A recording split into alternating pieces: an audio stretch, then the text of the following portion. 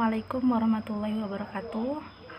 Yang saya hormati Ibu Hermanita MM sebagai dosen penguji ujian komprehensif keprodian Fakultas Ekonomi dan Bisnis Islam jurusan Ekonomi Syariah. Di sini saya akan menjelaskan tentang materi keprodian, yaitu tentang mikro dan makro ekonomi Islam. Untuk materi yang pertama yaitu rancang bangun ekonomi mikro. Bangunan ekonomi Islam berdasarkan atas 5 nilai universal, yaitu tauhid atau keimanan, adil atau keadilan, nubuwah atau kenabian, khilafah atau pemerintah, dan ma'ad atau hasil. Nah, tiang dari ekonomi Islam ini yang terdiri atas multi-type ownership atau kepemilikan multijenis, freedom to act atau kebebasan berusaha, dan social justice atau kesejahteraan sosial. Nah, seluruh landasan dan tiang ini dipayungi dengan atap akhlak. Yang pertama, tauhid atau keesaan Allah memiliki arti bahwa semua yang kita lakukan di dunia akan dipertanggungjawabkan kepada Allah di akhirat kelak. Adil atau keadilan memiliki arti bahwa Allah telah memerintahkan manusia untuk berbuat adil dan tidak menzolimi pihak lain demi memperoleh keuntungan pribadi. Kemudian nubuwah atau kenabian menjadikan sifat dan sikap Nabi sebagai teladan dalam melakukan segala aktivitas di dunia. Lalu khilafah atau pemerintahan,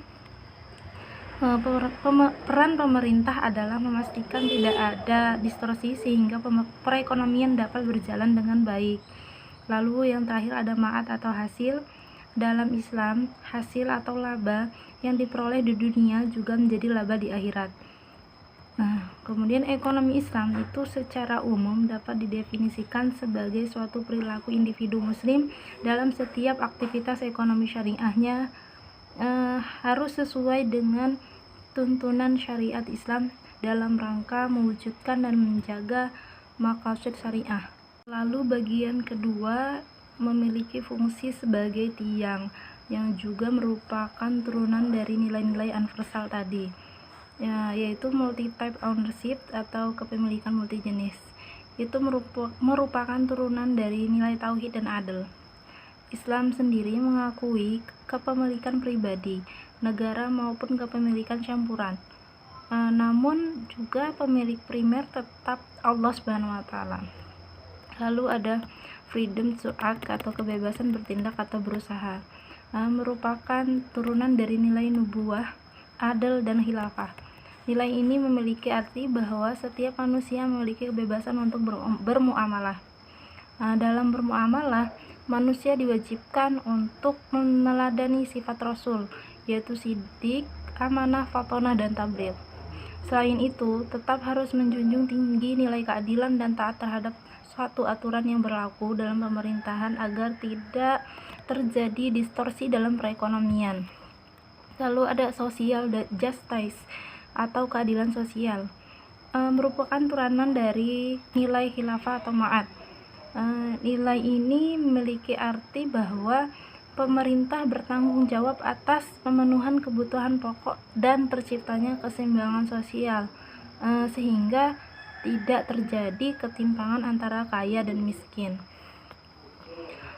Prinsip-prinsip dasar ekonomi Islam terdiri atas prinsip tauhid dan persaudaraan, prinsip bekerja dan produktivitas, serta prinsip distribusi kekayaan yang adil.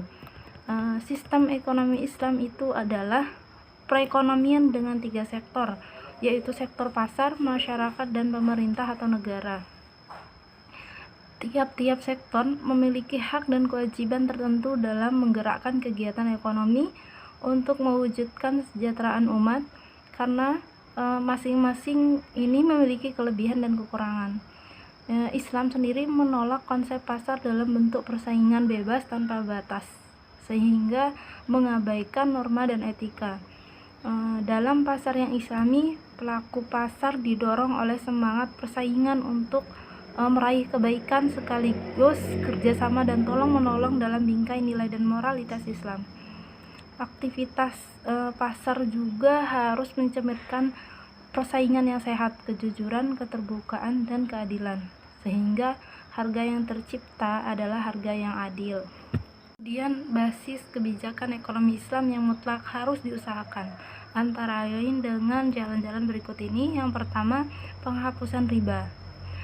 Islam melarang segala bentuk riba, karenanya itu harus dihapuskan dalam ekonomi Islam, dengan harapan untuk mencegah para rentenir berbuat zalim kepada penerima pinjaman karena adanya praktik riba. Lalu yang kedua, pelarangan gharar atau ketidakpastian. Bisa diartikan bahwa kedua belah pihak dalam transaksi tidak memiliki kepastian terhadap barang yang menjadi objek transaksi, baik terkait kualitas, kuantitas, harga, dan waktu penyerahan barang, sehingga pihak kedua dirugikan. Lalu yang ketiga, yaitu pelarangan yang haram, dari mulai mengkonsumsi, memproduksi, mendistribusi, dan seluruh mata rantainya. Dikarenakan ada 3 hal, yaitu yang pertama, perbuatan atau transaksi yang mengandung unsur atau potensi ketidakadilan itu dapat menimbulkan kezaliman. Yang kedua, transaksi yang melanggar prinsip saling ridho seperti tadlis atau penyembunyian informasi yang relevan kepada pihak lawan transaksi.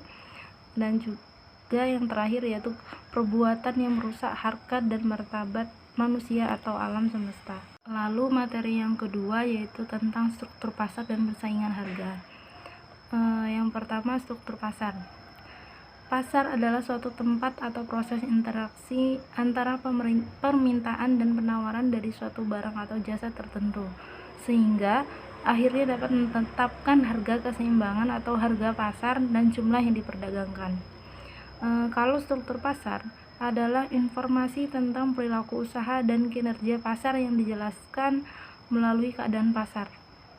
Jenis struktur pasar dapat diketahui melalui konsentrasi pasar. Struktur pasar dibedakan menjadi 4 jenis, yaitu pertama, pasar persaingan sempurna, yaitu pasar yang terdiri dari banyak penjual dengan barang yang relatif homogen.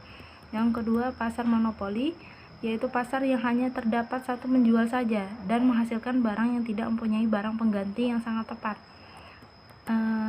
Yang ketiga, persaingan monopolistis, yaitu pasar di mana terdapat banyak produsen yang banyak menghasilkan barang berbeda corak. Dan yang terakhir itu ada pasar oligopoli, yaitu pasar yang hanya terdiri dari beberapa perusahaan atau penjual yang menjual produk homogen. Lalu ada persaingan harga. Persaingan harga terjadi karena ada anggapan bahwa harga di pasar tersebut terlalu tinggi atau adanya keinginan untuk mendapatkan pangsa pasar dengan biaya pada margin tersebut. Penentuan harga selalu menjadi masalah bagi setiap pedagang, karena harga merupakan penentu keberhasilan pedagang dalam memperoleh keuntungan yang diinginkan. Harga juga merupakan hal terpenting dalam kegiatan bisnis. Oleh karena itu, pedagang harus mempertimbangkan dengan matang dalam menentukan harga suatu produk yang akan dijual. Beberapa faktor yang dapat mempengaruhi harga. Yang pertama, harga pokok saingan. Yang dimaksud dengan harga pokok saingan adalah harga yang dijual oleh pesaing bisnis kepada konsumen. Biasanya, harga yang beredar di pasaran berbeda dengan harga yang diberikan ke pelanggan. Lalu yang kedua, elastisitas permintaan dan besaran permintaan. Yang dimaksud dengan elastisitas permintaan dan besaran penawaran adalah derajat kepekaan atau respon jumlah permintaan akibat perubahan harga barang, atau dengan kata lain merupakan perbandingan daripada presentasi perubahan jumlah barang yang diminta dengan persentase perubahan dengan harga di pasar yang sesuai dengan hukum permintaan, di mana jika harga mengalami kenaikan. Yang ketiga yaitu diferensiasi dan life cycle produk. Dalam hal ini, sebagaimana pendapat sebagian pedagang bahwa memenangkan pasar untuk suatu produk sangat dibutuhkan perbedaan dengan produk yang ditawarkan oleh pesaing. Tidak hanya dalam produk saja, pedagang harus paham betul akan pesaing, baik itu dari kualitas barang, pelayanan maupun yang lainnya. Maka kualitas barang turun dan sebaliknya. Lalu materi selanjutnya yaitu tentang perbandingan ekonomi mikro konvensional dan ekonomi mikro Islam. Pembahasan ekonomi mikro konvensional hanya memperhatikan perubahan-perubahan pada variabel ekonomi seperti harga dan pendapatan. Secara faktual, terdapat banyak kondisi objektif yang sering terjadi dan tidak bisa dijelaskan secara akurat dalam ekonomi konvensional, dan karena memang tidak bisa dijelaskan. Sedangkan dalam ekonomi mikro Islam menjelaskan bagaimana sebuah keputusan diambil oleh tiap unit ekonomi dengan memasukkan batasan-batasan syariah sebagai variabel utamanya. Lalu perbedaan mikroekonomi dan makroekonomi. Yang pertama, ekonomi mikro adalah aspek perekonomian dalam lingkup ekonomi yang lebih kecil seperti perusahaan, perilaku konsumen, permintaan dan penawaran, produksi, harga, dan lainnya. Sedangkan makroekonomi adalah aspek ekonomi secara lebih menyeluruh atau agregat, seperti halnya jumlah uang yang beredar, pendapatan nasional, inflasi, dan pertumbuhan ekonomi. Lalu, materi selanjutnya yaitu perkembangan teori makroekonomi. Pada ketika teori Keynes masih merupakan analisis utama dalam teori makroekonomi. Teori Harold Domar dan teori neoklasik merupakan bagian yang tidak dapat dipisahkan dalam analisis makroekonomi. Dengan kata lain, sehingga ke pertengahan tahun 1980-an, teori-teori pertumbuhan yang diterangkan sebagai suatu analisis makroekonomi jangka panjang selalu akan menerangkan kedua-dua teori ini. Perkembangan analisis makroekonomi dalam 2 dekade belakangan ini bukan saja menerangkan pandangan golongan Keynesian, tetapi menggunakan pandangan-pandangan yang baru yang dikemukakan oleh golongan monetaris klasik baru dan segi penawaran. Dan telah menyebabkan analisis makroekonomi mengenai pertumbuhan ekonomi lebih menitik beratkan kepada analisis neoklasik. Lalu selanjutnya, masalah utama dalam perekonomian. Yang pertama, pertumbuhan ekonomi, ketidakstabilan perkembangan ekonomi, masalah pengangguran, masalah inflasi, masalah kemiskinan dan pemerataan distribusi, dan masalah ketidakseimbangan neraca perdagangan dan pembayaran. Lalu indikator makroekonomi. Beberapa indikator makroekonomi yang sering dipertimbangkan adalah: pertama, pertumbuhan ekonomi. Pertumbuhan ekonomi menjadi salah satu indikator penting dalam makroekonomi dikarenakan pertumbuhan ekonomi merupakan proses kenaikan output barang dan jasa yang tentunya akan menaikkan pendapatan nasional. Yang kedua, inflasi. Inflasi tidak selalu berdampak negatif bagi perekonomian, namun juga bisa berdampak positif.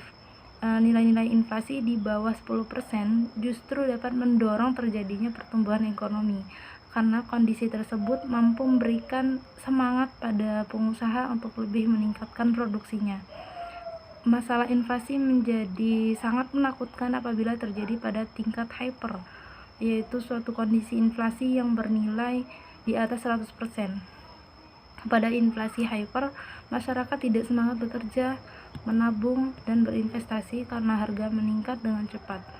Yang ketiga, yaitu tingkat suku bunga. Sama halnya dengan inflasi, kondisi indikator ekonomi lainnya yaitu suku bunga juga mengalami fluktuasi naik turun.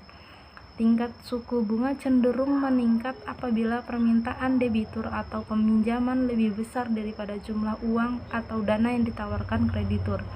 Sebaliknya, tingkat suku bunga cenderung menurun apabila permintaan debitur lebih kecil daripada jumlah uang atau dana yang ditawarkan kreditur. Yang keempat, kurs mata uang. Indikator makroekonomi lainnya yaitu nilai tukar atau kurs. Melemahnya nilai tukar kurs rupiah dapat diartikan juga sebagai penurunan permintaan masyarakat internasional terhadap mata uang rupiah. Hal ini dikarenakan meningkatnya permintaan mata uang asing oleh masyarakat karena perannya sebagai alat pembayaran internasional. Selanjutnya, materi mengenai tujuan kebijakan makroekonomi, diantaranya mengontrol laju inflasi, meningkatkan pendapatan nasional setiap negara, menjaga stabilitas perekonomian, membantu pemerataan distribusi pendapatan, menjaga neraca pembayaran di luar negeri tetap seimbang, membantu meningkatkan kapasitas produksi nasional, meningkatkan kesempatan kerja dan lapangan pekerjaan di masyarakat. Dan yang terakhir, membantu meningkatkan pertumbuhan ekonomi negara. Bentuk-bentuk kebijakan makro ada 3. Yang pertama, kebijakan fiskal. Kedua, kebijakan moneter. Ketiga, kebijakan segi penawaran. Untuk materi selanjutnya yaitu pengertian dan sejarah uang. Uang didefinisikan sebagai setiap alat tukar yang dapat diterima secara umum. Dalam ilmu ekonomi modern, uang didefinisikan sesuatu yang tersedia secara umum, diterima sebagai alat pembayaran bagi pembelian barang-barang dan jasa-jasa serta kekayaan berharga lainnya, serta untuk pembayaran hutang. Lalu selanjutnya yaitu kriteria uang. Kriteria uang ada jaminan, disukai umum, nilai yang stabil, mudah disimpan, mudah dibawa, tidak mudah rusak, dan mudah dibagi. Selanjutnya yaitu jenis uang. Yang pertama, berdasarkan bahan pembuatnya itu ada uang logam dan uang kertas. Berdasarkan nilainya itu ada uang penuh, uang tanda. Kemudian berdasarkan lembaga atau badan pembuatnya ada uang kartar dan uang girar. Berdasarkan kawasan itu ada uang domestik dan uang internasional. Selanjutnya perekonomian dengan kebijakan fiskal. Perekonomian dengan 3 sektor adalah perekonomian yang terdiri atas 3 pelaku ekonomi, yaitu rumah tangga, perusahaan, dan pemerintah. Perekonomian terbuka atau perekonomian 4 sektor pada sistem ekonomi konvensional. Pada sistem ekonomi konvensional, perekonomian terbuka adalah suatu sistem ekonomi yang melakukan kegiatan ekspor dan impor dengan negara-negara lain di dunia, karena kegiatan ekspor dan impor merupakan bagian yang penting dalam perekonomiannya. Selanjutnya yaitu definisi dan konsep kebijakan fiskal.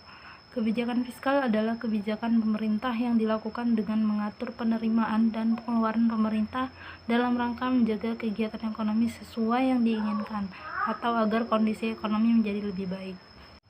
Sekian paparan dari saya, kurang lebihnya saya mohon maaf, kepada Allah saya mohon ampun.